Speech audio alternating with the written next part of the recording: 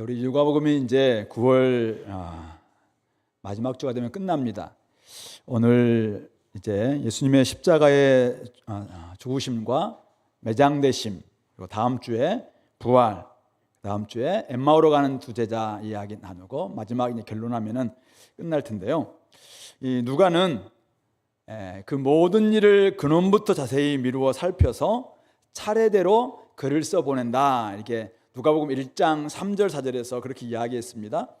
데오빌로, 데오 하나님이고 빌로 필레오, 그러니까 하나님을 사랑하시는 사랑하는 어떤 한 각하일 수도 있고 어떤 사람에게 이제 알고 있는 바를 더 확실하게 하려고 이 글을 차례대로 써보낸다 이렇게 이야기합니다. 차례대로 쓴다는 게 이제 생애를 그냥 하나하나 적는다기보다는 자신의 글의 목적에 부합하게 이제 적는다 이런 뜻을 가지고 있습니다. 누가복음 전체에서는 우리가 계속해서 예수님이 구원자시다, 구원자, 세상을 구원하러 오신 예수님께서 이런 일을 행하셨다, 이렇게 이제는 십자가를 지셨다, 그리고 부활하셔서 이렇게 하셨다라는 이야기를 적고 있습니다. 구원자 예수님을 소개하는 것이 오늘 이 누가의 글 쓰는 목적입니다. 그런데 오늘 44절부터 56절 두 가지 사건을 기록하고 있죠. 44절부터 49절에서는 예수님이 십자가에서 죽으셨다라는 사실을 기록하고 있고, 50절부터 56절에서는 예수님이 바위에 판 새 무덤에 장사되셨다라는 사실을 기록하고 있습니다. 예수님의 십자가의 죽으심과 그리고 새 무덤의 장사되심이 어떻게 해서 예수님의 구원과 예수님의 구원자 되심과 관련이 있는가라는 부분들을 우리가 한번 살펴보면서 여기에 나타난 믿음, 사실은 첫 번째는 예수님의 믿음이고 두 번째는 아리마대 요셉의 믿음인데, 이 두 가지의 믿음을 통해서 오늘 우리가 이 땅을 살아갈 때 찬양도 이제 십자가를 지고 가겠다 이렇게 찬양했습니다만은 이 길을 걸어갈 때 우리에게 필요한 믿음이 과연 무엇일까? 험한 십자가를 사랑하고 험한 십자가를 지고 가겠다. 근데 사실은 참 지지 못할 때가 많거든요. 열받아서 지지 못할 때가 많고, 때로는 그냥 내가 다 살아날 때가 많고, 그래서 잘 질 때가 많은데, 여기 나타나 있는 예수님의 믿음 그리고 아리마대 요셉의 믿음을 통해서 우리도 이 험한 십자가, 이 길이 정말 구원의 길이라면은 우리도 가야 되는데 이 길을 함께 걸어갈 수 있게 되기를 바랍니다. 자, 우리 44절부터 49절 먼저 예수님의 죽음에 나타난 믿음을 볼 텐데요. 자, 제6시 우리나라 시간으로 정오입니다. 6시쯤 되어서 해가 빛을 잃고 온 땅에 어둠이 임하여 제9시 오후 3시까지 계속되었습니다. 예수님이 십자가에 달리시기 전에 예루살렘의 딸들이 막 울을 때 나를 위해서 울지 말고 너와 네 자신을 위해서 울어라, 자녀들을 위해서 울어라 그렇게 이야기했죠. 그리고 십자가에 못 박는 사람들을 향해서 하는 게 기도했습니다. 아버지, 저들의 죄를 사하여 주십시오. 알지 못해서 저들이 나를 십자가에 못 박습니다. 그리고 행악자, 나를 좀 기억해달라라는 행악자에게 네가 오늘 나와 함께 낙원에 있을 것이다 이렇게 말씀하시면서 이제는 십자가에서 죽어가실 때 어떤 일이 벌어집니까? 해가 빛을 잃고 온 땅에 어둠이 임하여 3시까지 계속되었다. 하나님이 세상에 진노하셨다라는 구약적 표현, 상징적인 표현입니다. 하나님께서 세상에 진노하셨습니다. 두 번째로 성소의 휘장이 한가운데가 찢어졌습니다. 잘 알다시피 하나님께서 성전을 심판하셨다는 상징입니다. 성전에 들어가면은 이제 성소로 들어가는 그 문에 휘장이 있고, 또 성소에서 지성소로 들어가는 문에 휘장이 있는데, 바로 성소에서 지성소로 들어가는 그 문에 아마 휘장이 가운데가 찢어졌는데요. 결국은 성전이 더 이상 필요 없다, 성전을 심판하시는 내용입니다. 그래서 이제는 하나님께 나아가는 길이 열렸다라는 것을 의미하는 것이죠. 세 번째 일어난 일이 뭡니까? 예수께서 큰 소리로 불러 이르시되 아버지, 내 영혼을 아버지의 손에 부탁하나이다. 이렇게 아버지께 자기의 영혼을 맡기면서 이 말씀을 하시고 숨지셨다 그렇게 이야기합니다. 구원자 예수가 자기를 야 네가 구원자 예수라면은 네 자신 한번 구원해봐라.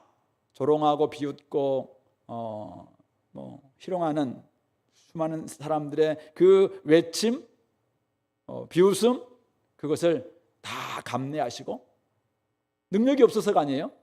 그냥 구원자 예수가 자기를 구원하지 않고 하나님께 자기의 영혼, 자기의 호흡을 다 의탁하시고 숨지셨다. 누가의 기록입니다. 그리고 이어지는 반응, 사람들의 반응이 나옵니다. 세 가지 반응이 나옵니다. 47절 이방인 백부장, 로마 백부장의 반응인데요. 그 된 일을 보고 하나님께 영광을 돌려 이르되 이 사람은 정녕 의인이었다. 그러니까 이거는 법정적 용어로 이 사람이 무죄구나. 이 사람 진짜 선한 사람이었네. 이 사람은 무죄인데 십자가에 달렸네. 그가 그 된 일, 재판 과정 그리고 십자가의 처형 과정 다 지켜보았던 백부장이 이 예수는 자신의 죄 때문에 죽은 것이 아니라 이 사람은 무죄한데 결국은 정녕 죄 없는 분이 지금 이렇게 행하는 일을 보니까 참 옳구나.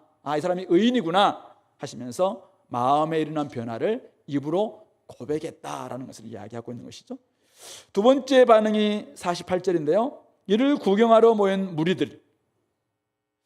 이들은 이제 아마 예수님이 들어오실 예루살렘에 입성하셨을 때 환호했던 무리들도 있었을 것이고, 그리고 바라바와 예수님 중에서 누구를 이제 방면할 것인가 빌라도가 물었을 때 예수를 십자가에 못 박으라고 외쳤던 그 무리들도 있을 겁니다. 이런 무리들이 그 된 일을 보고 가슴을 치며 돌아갔다.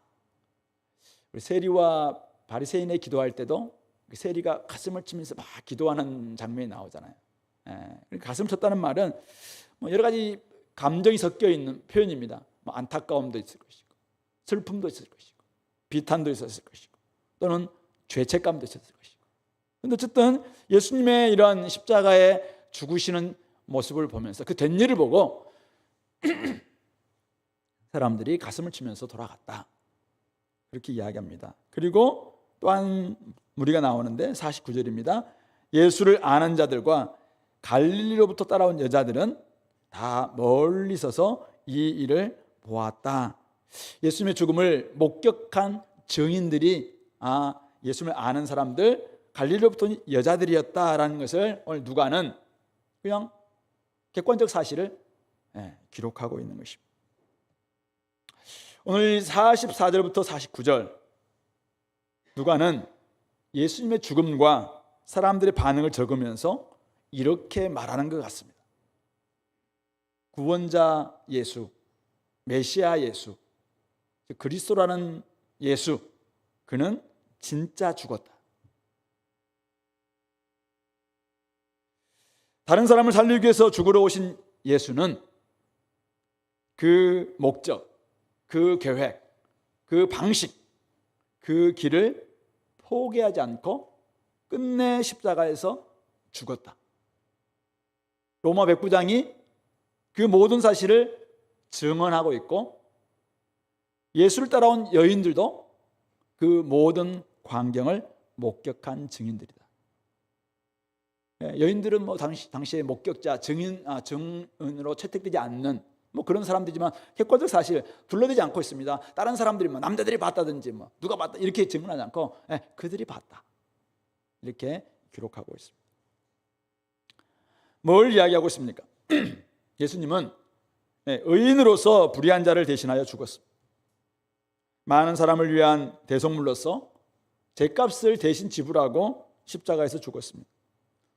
죄 없는 의인이었지만은 왜 죽으셔야 됐는가? 자기 죄 때문에 죽은 게 아니라는 거죠. 왜 죽으셨는가? 우리는 쭉 앞에서 살펴보았습니다. 우리를 구원하기 위해서. 그는 우리를 대속하기 위해서 대속제물로 죽으셨고, 유월절 어린 양은, 유월절은 사실은 이스라엘 사람들이 죄 문제 때문에 유월절 어린 양이 죽은 게 아니에요. 그냥 유월절 어린 양은 한마디로 이스라엘 백성들이 그 속박에서 해방시키기 위해서 사실은 그게 강조점이에요. 유월절의 강조점은. 그러니까 우리를 속량 해방시켜주기 위해서 사실은 죽으신 것이죠. 그리고 예수님이 공생애를 시작하실 때 하셨던 말씀, 주의 은혜의 해를 선포하기 위해서. 결국 영적인 신현.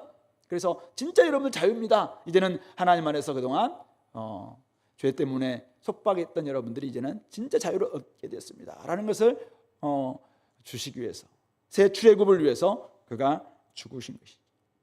자유와 해방을 위해서 숨을 거두셨습니다. 물론 하나님께서 세상을 처럼 사랑하사 독생자를 주심으로 말미암아 하나님이 얼마나 우리를 사랑하시는가라는 것을 가장 잘 계시해 주는 사건, 그것이 바로 십자가 예수님이 죽으신 사건이다라는 것도 우리가 알고 있습니다. 어떤 그로 말미암아 대속, 우리의 죄 문제가 속량받았고 속죄받았고, 그 결과 우리는 하나님과 화해를 이루게 됐고, 사람들 사이에서 화목이 이루어졌고, 또 우리는 죄 사함을 받아서 이제는 진짜 자유를 얻게 되었고 하나님 나라 백성으로 된 이 놀라운 일들이 일어나게 되는 것이죠. 오늘 누가는 이 예수님의 십자가 죽음을 그 결과랄까요? 그 부분들을 외적인 모습과 내면에서 일어났던 이야기를 함께 적고 있습니다. 옛 하늘과 옛 땅의 세상이 심판당하는 모습. 예수님의 십자가의 죽음은 결국 하나님께서 죄 많은 세상을 심판하신 그 사건이다. 그래서 하늘이 빛을 잃고 땅이 막 어둠이 임하는 이런 부분들은 세상이 심판당하고 있는 것이죠. 우리 속에 있는 세상도 심판당하셨다라는 것을 말씀하고 있고, 또 하나는 성전 휴장이 찢어진 것은 뭡니까? 옛 성전이 심판당했다는 것이죠. 그렇게 무기력하고 무능력할 수밖에 없었다.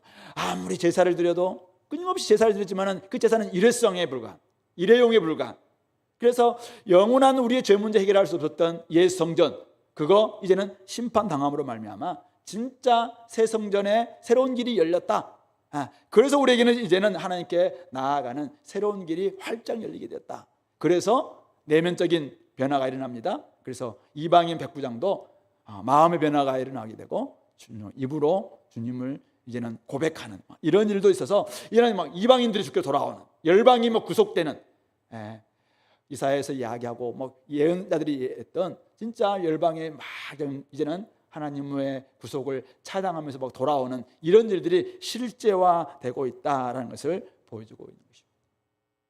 그런데 제가 좀 주목한 것은 이겁니다. 사실은 이 이야기를 이 십자가를 우리 설교하는 첫날부터 계속 좀 하고 싶었는데 좀 마무리가 안 돼요. 그때는 예수님께서 막 십자가를 지는 장면이었고, 그리고 지난주에는 십자가에 달리실 때 막 조롱하는데도 막 참고 있는, 그때도 조금 제가 아꼈고, 그리고 오늘 이제 드디어 십자가에서 숨 지시면서 아버지께 자기의 영혼을 다 맡기는 이 장면이 됐을 때 이제는 어쩌면 완성되는 어떤 예수님의 성품, 그것이 뭔가, 이야기가 저에게 굉장히 좀 뭐랄까요, 마음에 확 그게 이렇게 와닿았습니다. 바로 그것은 어떻게 해서 우리에게 이 놀라운 구원이, 이 죄 용서가, 대속이, 그리고 우리 삶 가운데서 진짜 하나님의 사랑이, 그리고 놀라운 해방, 자유, 하나님 나라의 실제, 이런 일들이 일어나게 되는가? 어떻게 해서 이 일이 벌어지게 되는가? 여기에는 예수님의 신실하신 믿음이 있었구나. 하나님을 무한 신뢰하는 믿음과 그 하나님이 너무나도 하나님을 신뢰하기 때문에, 믿기 때문에 결국 자기를 다 내려놓는, 맡기는 거죠, 맡기는. 그래서 마지막 순간에도 아버지 손에 제 영혼, 제 호흡 맡깁니다. 아버지가 나 모른다 이렇게 할까? 아니면 이 방식, 그 방식 틀린 방식이야. 만약 그렇다면은 세상 사람들은, 지금 주변의 사람들은 메시아가 죽는다고, 메시아가 자기도 구원 못한다고, 이거는 실패고 패배고 그것은 가짜라고 좀 이야기하고 있는, 가짜 메시아라고 이야기하는 거잖아요. 메시아의 죽음이라는 것은. 그런데 하나님은 이게 지혜이고 이게 능력이고 이게 지금 하나님께서 예수님과 함께 지금 계속해서 끌고 왔던 하나의 길 아니겠습니까? 그러니까 거기에 만약 신뢰가 없었다면, 거기에 대한 믿음이 없었다면 예수님은 중간에 포기할 수밖에 없어요. 근데 마지막 지점에 왔을 때 끝까지 신뢰하면서 아버지, 내 영혼을, 내 호흡을 아버지 손에 부탁합니다. 그래서 숨지셨다는 것입니다. 그 신실한 믿음, 아버지 하나님에 대한 무한한 신뢰가 결국 구원에 관한 모든 일을 가능하게 했구나. 예수님이 완전한 죽음으로 나가셨어요. 진짜 죽으셨어요. 이거 가짜 죽음이 아니에요. 누가가 지금 이거 담백하게 적고 있습니다. 그가 진짜 죽었다. 그는 진짜 죽었다. 완전하게 죽었다. 진짜 죽었다. 이거는 잠시 죽었다가 깨는 것이 아니라 진짜 죽었다 부분들을 기록하고 있습니다. 그래야지 죄값을 완벽하게 치를 수 있기 때문에 그렇습니다. 몸값, 랜섬이라고 하는 어떤 그 속전을 지불해야지 오해가 풀려날 수 있습니다. 그래 할 때 이게 뭐 줬다 마는 이게 아니에요. 지금 철저히 죽는. 근데 과연 이게 모든 것을 가능하다라는 신뢰가 없이 이거 가능할 수 있겠는가? 이거는 패배의 방법이다. 아니, 구원자가 능력이 없어, 구원자가 힘이 없어, 구원자가 자기도 구원 못해. 세상 사람은 다 그렇게 이야기하니까. 근데 그에 대한 신뢰, 그에 대한 믿음이 없이는 어떻게 그 길로 갈 수가 있겠냐. 열받으면 열받고, 화가 나면 뭐 화를 내고, 이게 정상이지, 이거죠. 근데 그걸 다 내려놓는 게 이기는 길이다. 하나님께서 죽음에서 다시 살리실 것이라는 분명한 믿음이 있었기 때문에 바로 그 신실한 믿음, 그 믿음이 지금 이 길까지 걸어오게 만들었다는 것입니다. 무죄한 그리스도께서 완전한 죽음으로 나아가셨는데 그것은 결코 메시아 구원자의 실패가 아니고 하나님의 방식의 승리다라는 그 신뢰, 그 믿음, 그렇기 때문에 그는 완전한 믿음 가지고 순종하고 있는 것입니다. 그리스도께서는 한 번도 그 길에서 벗어나지 않으시고 성육신에서부터 시작해서 오늘 십자가에 죽기까지 아버지의 뜻에 복종하고 계십니다. 물론 몇 번의 고비도 있었습니다. 겟세마네 동산에서도 참 이 잔을 꼭 제가 마셔야 됩니까? 이 방식 말고 없습니까? 아버지와의 영원한 단절은 너무나 싫은데 꼭 이렇게 해야 됩니까? 수많은 사람들이 나를 누구냐라고 이야기할 때도 변화산상에서 영광스러운 예수님의 모습을 보여줍니다. 이게 진짜 예수님의 모습이에요. 그런데 저의 말을 들으라. 다시 내려가자. 좀 세상이 지옥과 같은 세상 속으로 다시 내려오시는 예수님. 그때도 갈등하셨겠죠. 근데 모세와 엘리야가 또 이렇게 막 힘을 풀어주십니다. 예수님 별시하셔야 됩니다. 출애굽하셔야 됩니다. 또 격려하십니다. 계속 그때마다 기도합니다. 그러면서 하나님의 뜻을 발견했고 결국 십자가의 죽음까지 복종하셨습니다. 바로 그 결과가 무엇입니까? 죄 많은 세상이 심판을 받고 새하늘과 새 땅이 임하는 새로운 세상이 이제는 우리 가운데 선물해 주신 것이고 하나님께 나아가는, 하나님의 성소로 나아가는 새로운 길이 활짝 열렸고 우리는 구원을 받게 된 것입니다. 바로 그리스도의 믿음, 그리스도의 신실하신 순종이 있었기 때문에 가능한 일이었다라는 사실이죠. 만약 예수님이 죽지 않으셨다면 이 예수님의 죽음이 가짜였다든지 잠시 죽은 것처럼 했다가 소생했다든지 아니면 진짜 그가 그냥 하나님의 아들로만 이렇게 계셔서 원래 그분은 가연, 그러니까 사람처럼 보였을 뿐이다든지 만약 그렇다면은 우리는 여전히 우리의 죄 문제는 해결될 수가 없었을 것입니다. 만약 예수님께서 진짜 인간, 사대 성인 중에 한 사람, 인간 모습으로만 계셔서 자신이 죽은 것도 결국 자신의 죄 때문이다, 혹시 이렇게 믿고 계시는 분이 계시다면, 만약 그렇다면 당연히 여러분들의 죄는 해결된 게 아니에요. 여러분들의 죄 문제는 여러분들이 해결하셔야 되는 것이죠. 그러나 예수님은 완전한 하나님이시자 완전한 인간으로서 우리의 모든 죄 문제를 아셨고 다 채울하셨고 그리고 죄가 없으신 온전한 의인으로서 하나님의 아들로서 우리의 죄 문제를 해결하심으로 말미암아 우리에게 진짜 하나님께 나아갈 수 있는 길을 열어주셨다는 사실이죠. 그것을 위해서 예루살렘으로 올라가셨고 십자가에 오르셨습니다. 한번 마음먹은 그 마음 결코 포기하지 않고 끝까지 순종하셨고 마지막 지점까지 옆에서 막 조롱하고 희롱하고 비웃을 때도 참았습니다. 근데 마지막 이 숨을 주님께 과연 맡기는 게 맞을까? 내가 다시 살아날 수 있을까? 근데 그 믿음이 없었다면 못 맡기겠죠. 근데 그 모든 것을 의지하고 아버지 손에 맡깁니다 하고 숨지시는 것이죠.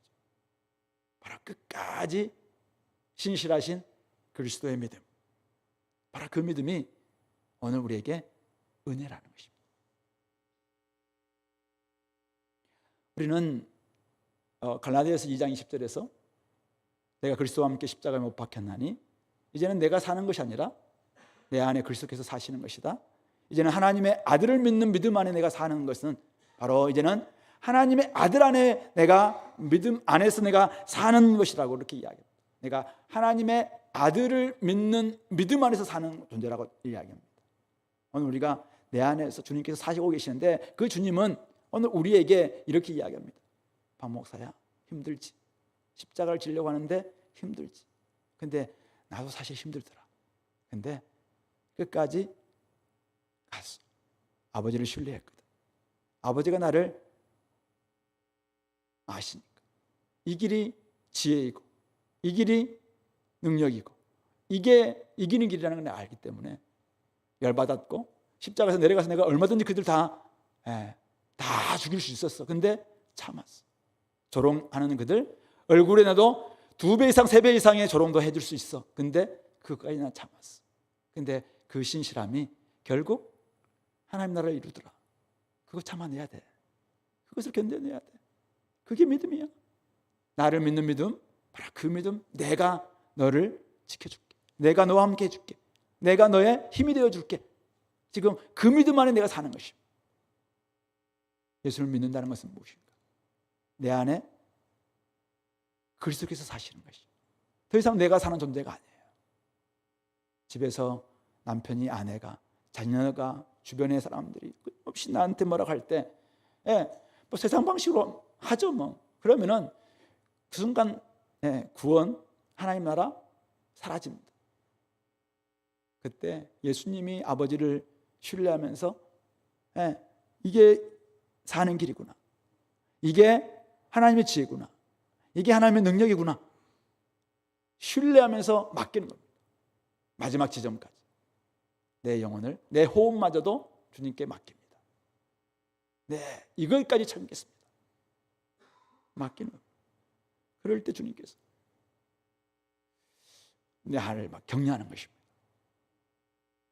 우리 요한복음에서는 이 부분들을 훨씬 더 많이 좀 주님께서 살아계셨을 때 저희들에게 이야기를 하는 장면이 나오잖아요. 세상 가운데서 너희들이 진짜 환난을 많이 당할 것이다. 근데 담대하라, 내가 세상을 이겼다라고 하시면서 그 믿음을 북돋줄 수 있는 또 다른 보혜사 성령님을 보내주실 것이다, 그렇게 약속하셨어요. 그래서 오늘 우리가 살아갈 때 하나님의 뜻에 합당한 삶을 살겠다고 다짐해 보지만은 이 아버지 하나님을 철저하게 신뢰하면서 믿었던 그리스도의 믿음을 우리가 함께 의지하지 않고서는 믿음으로 사는 길이 결코 만만치 않다는 것이죠. 그래서 여러분들이 내 믿음으로, 의인은 오직 믿음으로 말미암아 산다라고 할 때 내가 십자가에 못 박고 내 안에 그리스도께서 내가 사시는 존재가 되어서 산다는 것은 이 험한 십자가를 사랑하며 이 길을 걸어갈 수 있는 길은 진짜 그것마저도 못 박는 거예요. 그것마저도 주님께서 철저히 자기 호흡마저도 아버지께 맡겼던 것처럼 그 신실한 주님의 모습을 우리가 신뢰하는 겁니다. 나는 손해보는 것 같고, 나는 좀 억울한 것 같고, 나는 좀 그렇지만 주님께서 나를 인도해 주실 것이다. 그게 나를 이렇게 얹히는 거예요. 그래서 주님의 믿음 위에 나의 믿음을 보태서 함께 걸어가는 것, 이게 바로 믿음의 삶이 아닌가 그런 생각을 하게 됩니다. 그런 점에서 오늘 주님의 그 신실하신 믿음을 부여잡고 이 길을 걸어가는 우리 공동체가 될 수 있기를 바랍니다. 두 번째는 새 무덤에 장사 되실 때 나타난 믿음인데요. 오늘 구원자 예수, 복음은 뭐냐? 오늘 누가가, 제가 보기에는 이제 누가가 분명히 아마 바울로부터 복음을 들었을 텐데, 바울이 고린도전서 15장 3절에서 4절에서 복음의 내용을 이렇게 이야기합니다.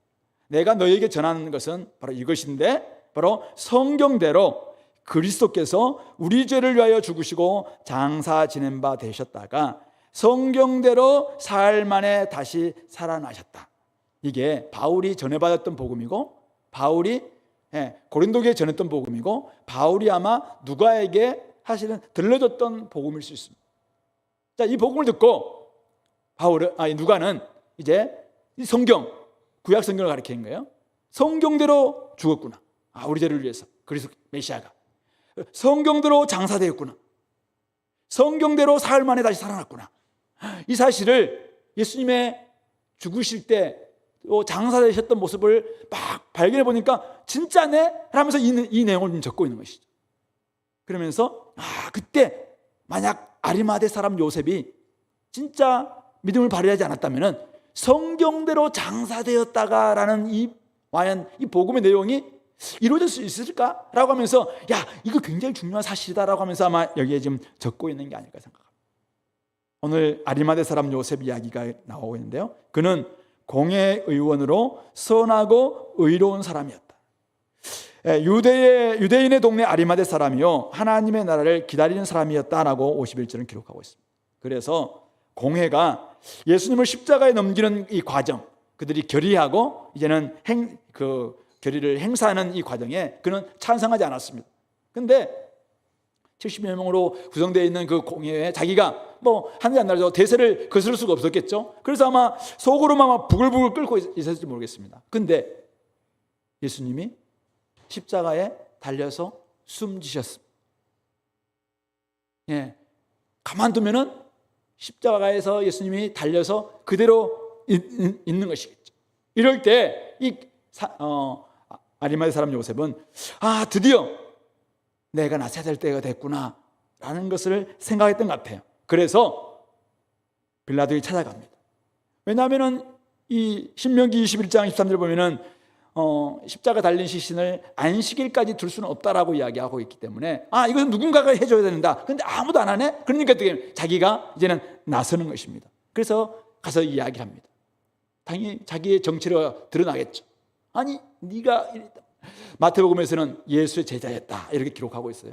그래서 달라고 합니다. 그리고는 세마포에 쌉니다. 세마포에 싸서 아직 사람을 장사한 일이 없는 바위에 판 새 무덤에 장사지냅니다.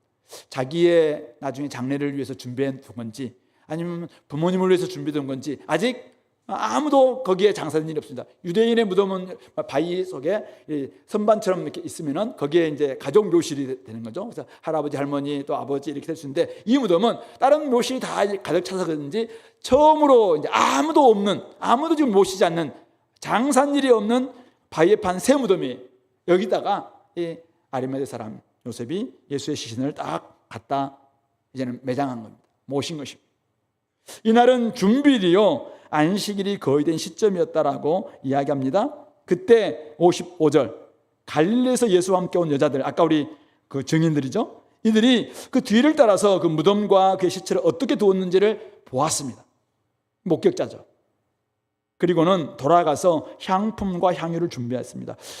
56절은 그 다음까지 이어지고 있죠. 계명을 따라 안식일에 쉽니다. 이들은 금요일 날 저녁부터가 이제 안식일이 시작되니까 해가 지면은 안식일이 시작되니까 예수님 달려있는 그 시신을 빨리 지금 모셨는데 안식일 지나고 난 다음에 무덤 가야지 하면서 아직도 좀 저녁이 안식일 덜 되기 전이니까 막 가서 지금 향품과 향유를 샀을 것입니다. 근데 마가복음 16장 1절 보면은 안식일이 지난 후에 향품을 샀다 이렇게 기록되고 있어요. 그래서 이것을 조금 마찰되고 있는 게 아닌가 하는데 아마 이 부분들은 아마 좀 부족하다고 생각했고 안식일이 지난 토요일 저녁 때 또 이들이 막 가서 좀 부족한 부분들을 아마 샀다라는 것으로 우리가 해석한다면은 이게 좀 조화될 수 있을 것 같아요. 중요한 것은 이 여인들이 예수님의 죽음뿐만 아니라 바위에 판 새 무덤에 장사하는 전 과정을 본 목격자였고 나중에 이들은 다음 주에 보게 될 부활에도 정의되고 있는 것입니다. 중요한 것은 이것입니다. 오늘 누가는 지금 담백하게 사실을 기록하고 있는데 예수님은 십자가에 죽었고 아리마대 사람 요셉에 의해서 새 무덤에 장사되었다. 일어났던 일을 그대로 지금 기록하고 있습니다. 그 사람은 하나님 나라를 기다리는 사람이었는데 공예에서 결의와 행사에도 찬성하지 않았던 사람인데 결정적인 순간 그는 자기의 믿음을 발휘했던 사람이다라는 것을 우리에게 보고해주고 있는 것입니다. 그러면서 오늘 누가는 지금 이방 세계에게 지금 알리고 있는 것입니다. 이분이 진짜 구원자다 라고 이야기하면서 앞에서 그동안 우리 1장부터 23장까지 쭉 지금 그 누가가 기록한 내용 기억나시죠? 수많은 사람들이 고치기도 하고 또 가서 막 살리기도 하고 수많은 막 이야기 하나님 나라의 이야기를 들려주고 얼마나 많은 우리가 비유 이야기를 봤습니까? 이런 모든 이야기를 하셨고 말한 대로 사셨던 분, 그리고 또 예루살렘 성전의 입성에서는 어떻게 했습니까? 유대인들과 지도들과 함께 다 토론할 때마다 예수님이 항상 이기셨잖아요. 바리새인들이 오면 바리새인들, 사두개인들이 오면 사두개인들한테, 서기관들이 오면 서기관들한테 좀 입도 딸싹 못하도록 그들 막 제압했던 그 예수님, 그분과 지금 십자가에서 말없이 그냥 죽으시는, 그리고 숨을 거두시고 그냥 매장되시는 이분과 매칭이 되냐, 동일한 인물인데 그것을 지금 기록하고 있습니다. 그러면서 하는 말이 지금 누가의 메시지는 이거 같아요. 그는 말한 대로 사셨고 말씀하신 대로 죽으셨다. 그리고 말씀하신 대로 그는 부활하셨다. 거기에는 믿든지 말든지 이것은 사실이다. 지금 누가는 그렇게 기록하고 있는 것 같습니다. 그런데 거기에 이 사실을 다 기록하면서 근데 이 놀라운 사실이 성경에 기록된 대로 성경에 기록된 대로 이렇게 되었는데 결국 그렇게 성경을 응하기까지는 아리마대 사람 요셉과 같은 믿음이 사실은 필요했었다. 그 주인공이 아리마대 사람 요셉이었다라고 이야기하고 있습니다. 근데 그 믿음은 어떤 믿음입니까? 대단한 믿음인가요? 제가 보기에는 이 사람의 믿음은 마지막 때의 부활을 믿었던 사람 믿음입니다. 그리고 그날 이루어질 하나님 나라를 그냥 소망하면서 묵묵히 예수님을 믿고 여기까지 왔던 사람입니다. 아주 부족한 믿음이죠. 그리고 사람들 앞에서 자기의 기득권, 사내들은 공유에 지금 삼권을 다 가지고 있는 당시의 권력기관이잖아요. 거기에 일원이기 때문에 얼마나 많은 기득권이 있겠습니까? 근데 그것을 포기할 수 없었기 때문에 그동안은 묵묵히 그냥 속으로만 믿었는지 몰라요. 근데 그런 믿음, 부족하고 연약하고 말도 잘 표현도 못했던 그런 믿음이었는데 결정적인 순간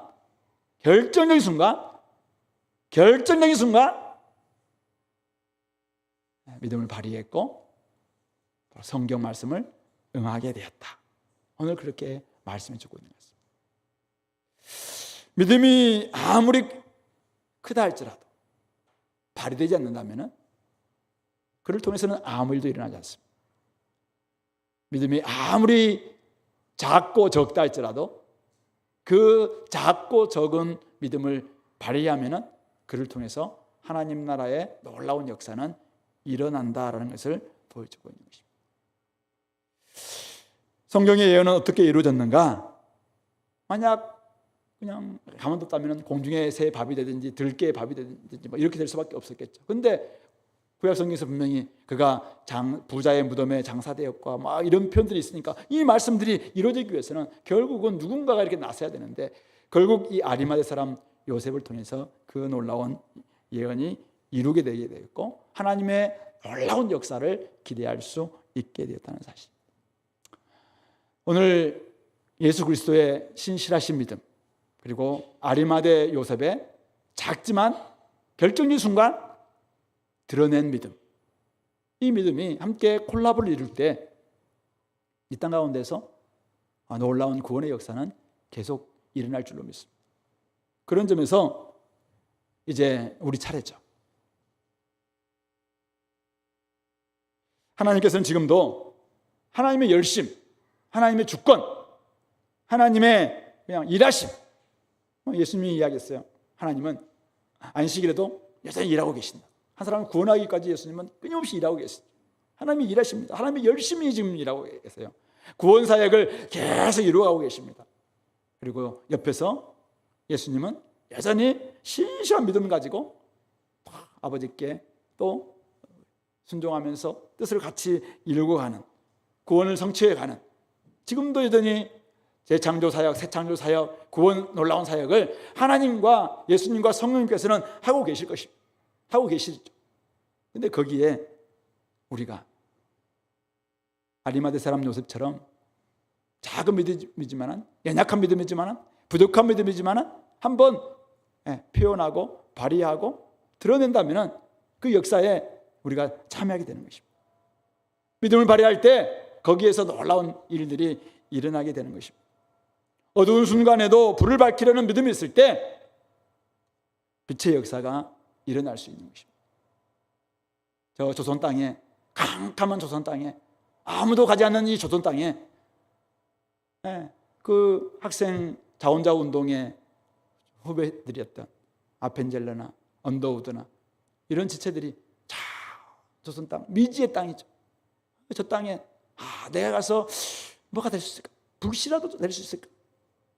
근데 어쨌든 그 마음에 자기가 작은 믿음을 발휘하고 배를 탔을 때 이 조선 땅에도 빛이 비추기 시작했던 것입니다. 제 초등학교 6학년 때 제 고향에 전기불이 들어왔거든요. 아주 제가 옛날 사람이죠. 옛날 사람이자 아주 깡시골에서 살았습니다. 6학년 때 들어왔는데요. 이게 뭐 섬섬 해서 막 이게 전기가 오다 보니까 정전이 자주 됩니다. 정전이 자주. 그래서 어떨 때는 이제 뭐 정전되면 그냥 캄캄한 가운데 이렇게 있어야 되는데, 제가 그때 6학년 때는 그때 못했는데 중학교 때부터 집에서 사실 전기 만질 수 있는 사람이 없어요. 그러니까 어떻게 합니까? 전기 내리면 누군가 가서 이 두꺼비 좀 올려야 되기도 하고 굉장히 겁나잖아요. 그리고 특히 요즘은 휴즈, 옛날에 퓨즈가 여러 생긴 게 있었는데 이걸 이제 딱 떨어지면 갈아줄 사람이 필요, 갈아요. 뭐 우라명제 같은 경우는 뭐 거의 뭐 맥가이버기 때문에 잘 하겠죠. 근데 저는 뭐 겁이 많잖아요. 겁이 막 겁도 많고 막 온몸에 한번 잘못하면 통해가지고 뭐 심장까지 뭐 타는 줄 알았는데 그런 거 경험하게 되면은 진짜 못하잖아요. 근데 누군가가 이것을 해줘야 되잖아요. 근데 저희 어머님이 하겠습니까? 저희 누님이 하겠습니까? 제가 해야지. 제가 겁나지만은 딱 하면은 딱 이거 탁 이거 하는 거 풀면 딱 하니까 빛이 확 비치잖아요. 그것도 안 될 때는 어떻게 하면 누군가는 가서 막 자꾸 저거 촛불을 켜든지, 그때 호롱불 이런 말 하니까 너무 옛날 사람인데, 어쨌든 너무 옛날 사람인데, 호롱불이 있었어요. 옛날에 제가 6학년 때 전기불이 들어왔으니까 그때 막 석유에 등유에다가 불을 켜가지고 이렇게 등잔 위에다가 올려놓는, 공부하다가 저희 누님이 발을 차는 바람에 불이 나가지고 막 그런 적도 있었는데, 그런 누군가는 불을 켜야 되잖아요. 불을 켜야 돼. 그런데 어떻게 해요? 이게 전기가 지금 오고 있다라는, 전기 오는데 지금 이게만 표지에 의해서 끊어져 있는 거잖아요. 그러면 이것만 연결하면은 사실은 불이 들어오는 거잖아요. 그러면 누군가는 이걸 해줘야지 캄캄한 집안에 밝은 빛을 비치는 거 아니겠습니까? 이 원리가 우리의 영적인 부분도 마찬가지라고 저는 생각해요. 오늘 우리 땅이 참 많이 어둡다고 이야기해요. 세상이 너무 어둡다고 이야기해요.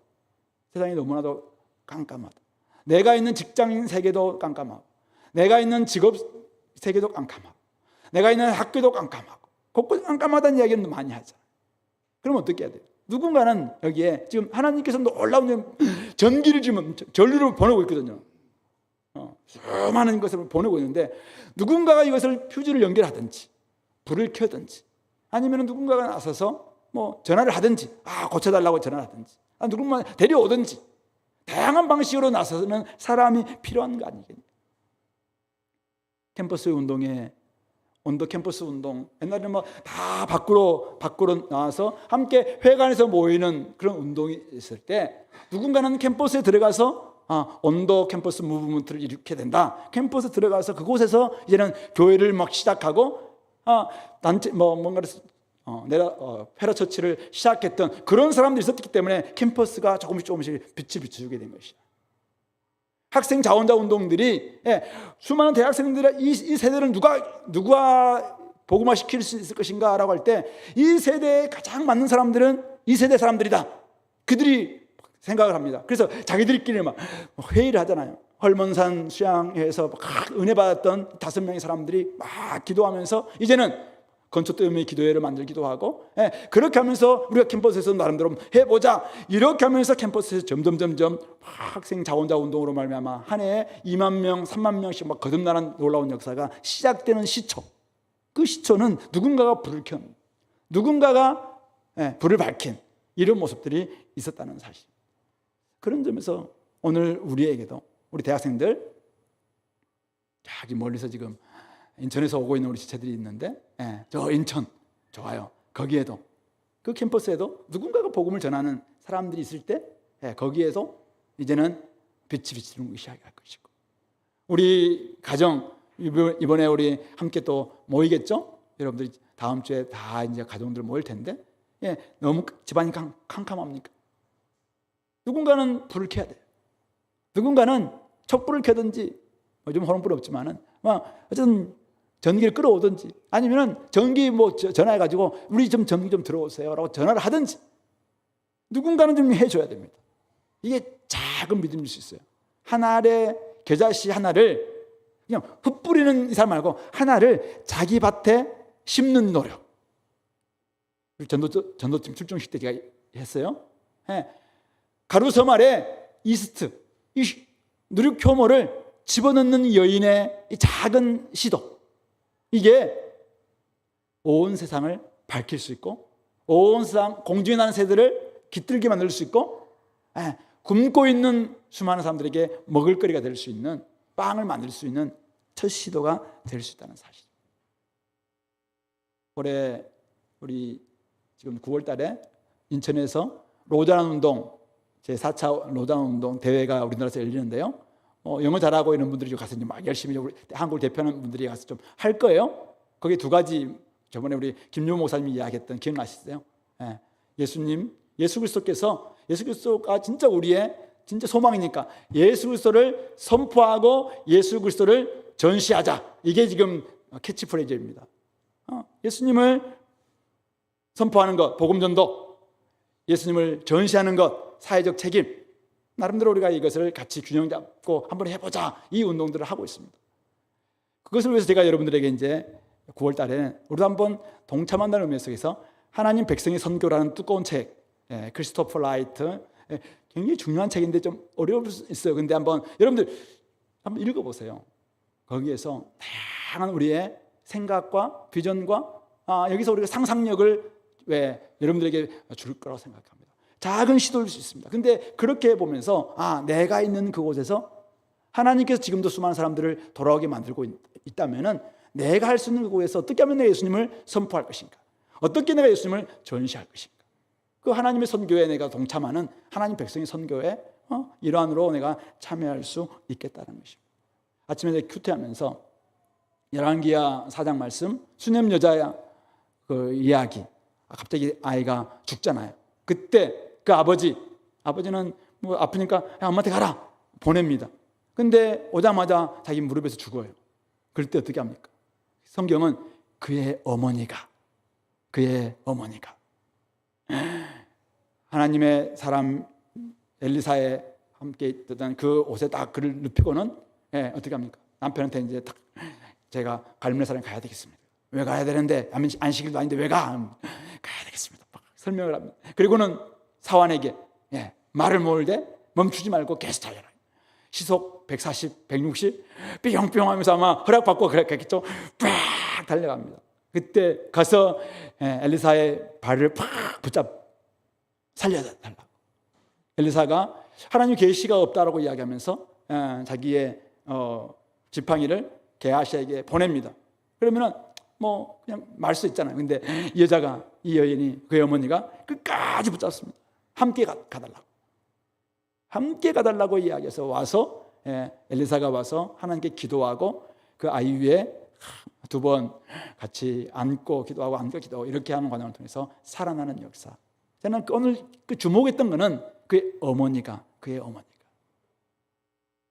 아버지는 소극적이고 그날따라 엘리사마저도 자기는 안 가고 게하시를 보내면서 지팡이 보내고 뭐 조금 소극적인 것 같고 옆에 있는 사람들도 막 좀 소극적인 것 같은데 이 엄마는 이 자식 살려보겠다. 이미 죽은 것 같은데 살려보겠다. 아니 예기치 않은 선물로 나에게 주셨다면 하나님께서 의뢰 주시지 않겠는가? 이 믿음이 있으니까 한번 살려보겠다고 애쓰는 것입니다. 그의 어머니가 결국 그의 아들을 살리고 있구나. 하나님의 능력이 엘리사를 통해서 역사했지만은 결국 그의 어머니가 살린 게 아닌가 생각이 들면서 그의 어머니가 저기 꽂혔어요. 아이가 아팠을 때 저는 막 잤는데 우리 집사람은 안 자더라고 보니까 막 끝까지 엄마의 그 마음은 이제 저도 뭐 제 어머님 어떻게 자식들을 건사하는지 제가 많이 봤어요. 구남매 참 잠 못 주무시고 힘들지만은 그 행상으로 하시면서 막 하는 모습도 봤고. 근데 그 어머니가 결국 자식들을 살릴 수 있구나. 어머니만 살아있다면 자식들은 사는 거구나. 이 엄마들이 살아있을 때 이 시대가 살고 있구나. 그러면서 그 어머니에다가 교회가 생각해요. 교회가 이 세상에 어두운 세상의 어머니입니다. 교회는 여성 명사예요. 교회가 어머니예요. 교회가 이 세상의 어머니가 되어서 결국 이 세상을 끝까지 다 포기한다 할지라도 그 어머니는 포기하지 않거든요. 그의 어머니가 이 아이들을 포기한 어두운 세상 포기하지 않고 죽어가고 있는 아이 포기하지 않고 이 아이를 끝까지 포기하지 않을 때 결국은 그 속에 생명이 불어넣는 놀라운 역사가 일어나는 게 아닐까 생각해 봅니다. 우리 복음의 DNA로 우리가 교회를 하자고 했습니다. 다음 세대 교회를 양육하자고 했습니다. 새로운 좀 대안으로 매력적인 교회를 한번 우리가 세워보자라고 이야기했습니다. 누가 할 수 있습니까? 진짜 이 세상을 품는 어머니의 마음으로 집에서 아이들을 붙잡고 영어 공부 가르치려고 수학 가르치고 또 다른 거 가르치세요. 그런데 그 하기 전에 가장 먼저 아이를 딱 붙잡고 하나님 말씀으로 함께 읽는 거죠. 하나님 말씀으로 도전하고 하나님 말씀으로 아이야 하나님은 이런 분이시다. 내 삶을 이렇게 인도하셨고 나에게 하나님은 이렇더라. 힘들고 어렵더라도 하나님이 함께 계셔서 내가 이래왔다. 아이가 말을 하지 못해도 아이를 안고 기도하고 아이와 함께 기도하고 아이를 위해서 기도하고 우리 유아 세례 받을 때마다 했던 것처럼 그렇게 해나가는 것입니다. 선교 열방을 품는 돌아오는 사람들을 생각할 때 우리가 할 수 있는 어떤 믿음을 발휘할 수 있을까요? 기도 편지가 올 때마다 기도 편지 왔네 하지 말고 내가 선교를 못 나간다 할지라도 기도 편지를 확 읽고 하나님 앞에 기도하는 것입니다. 제가 뭐 아직 언어도 안 되고 못 안 돼서 선교는 제가 나갈 수 없지만 하나님 저들이 지금 열심히 하나님 나라를 위해서 살아가고 선포하고 있습니다. 주여 저들과 함께 해주십시오. 어려움이 있는 것 끊임없이 이렇게 우리가 들려올 때마다 옆에서 우리 먼 거리에서 끊임없이 중보 사역을 해주시는 거죠. 이게 믿음을 발휘하는 것입니다. 교회를 그동안 선배님들이 교회를 세웠습니다. 여기까지 왔습니다. 이제는 우리가 교회를 해야 할 때가 왔습니다. 저는 믿음의 이야기는 믿음의 경주는 계주라고 생각합니다. 이어달리기라고 생각합니다. 그동안 우리 선배님들이 교회를 잘 세워서 여기까지 왔습니다. 이제는 우리 세대가 교회를 해야 합니다. doing church, 교회하기입니다. 교회를 해야 합니다. 우리가 진짜 교회가 되어서 곳곳에서 진짜 교회로 살아내는 겁니다. 내가 교회가 되어서 가는 겁니다. 그러면 그곳에서 가정에서 교회를 만들기 시작합니다. 내가 가는 그곳에서 교회가 역사가 일어납니다. 그러면 어떻게 해요? 이제는 우리의 이 꿈들이 계속 이어지고 거기서 나온 사람들이 다시 교회로 와서 힘을 얻고 다시 교회가 가는 것이죠. 이런 일들이 계속 된다면은 계속 이 믿음의 이야기는 이어지는 것이 아닌가 생각해 봅니다. 성도 여러분, 히브리서 11장 6절 믿음이 없이는 하나님을 기쁘시게 하지 못하나니 하나님께 나아가는 자는 반드시 그가 계신 것과 또한 그가 자기를 찾는 자들에게 상 주시는 이심을 믿어야 할지니라. 선배님들이 지금까지 교회를 잘 세우고 믿음을 잘 유지해서 우리에게 넘겨주었습니다. 바톤을 우리가 받았습니다. 이제 우리가 달려가야 합니다. 구원과 생명과 복을 받은 우리가 이제 이것을 다른 사람들에게, 다음 세대에게, 우리 자녀들에게 물려줘야 됩니다. 이 세대에 맞는 가장 잘 아는 언어로 여러분들이 해야 됩니다. 한 번씩 우리 아들, 딸들하고 이야기할 때 보면 이게 무슨 말이지 할 때가 있습니다. 무슨 이야기 한다는데 요즘 그런 막 이야기 잘 모르겠어요. 알려고 하는데도 막 힘들어. 이게 뭐 가수들 좀 막 다 바뀌었잖아요. 옛날 가수 제가 압니다. 옛날 가수 몇 명 알아요? 조용필 막 이런 사람 알아요. 너무 옛날 사람인가요? 뭐 얼마 전에 사람들도 좀 근데 요즘은 뭐 뉴진스라는 이야기 들어봤는데 누군지 사실 멤버들 잘 모르겠어요. 또 요즘 뭐 또 누구 나왔다고 하는데 잘 모르겠어요. 근데 여러분들은 가르치지 않아도 알잖아요. 그러면 여러분들이 대화할 수 있잖아요. 선교 나가야 되는데 언어가 되는 사람들이 여러분들이. 근데 언어가 되는 사람들이 선교하는 게 훨씬 낫죠. 근데 우리가 자꾸 선배들만 계속 앞에서 하다가 우리는 뭐 다른 일 한다면은 어떻게 끝나고 여기서 끝나지 않겠습니까? 그런 점에서 믿음의 바톤이 이제 우리에게 왔습니다. 여러분들에게 지금 왔습니다. 바톤 받을 준비 좀 하고 있나요? 딴 데 보고 있으면 안 돼요.